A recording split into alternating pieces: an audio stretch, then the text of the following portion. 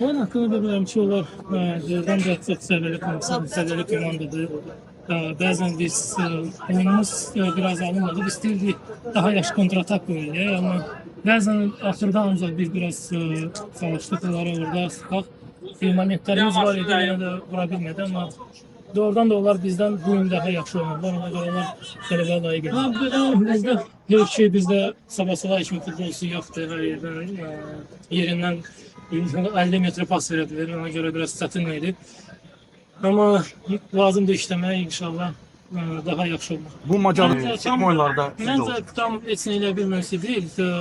Momentlərimiz axırda var idi, çıxarda da bilərdik neçəyəndən, amma çalışacaq ki, daha yaxşı hazır olaq. yəni bizim səhv eləmirəmsə 5-6 zərbəmiz var ümumiyyətlə qapıya çərçivə yox. Onların 25 zərbəsi var.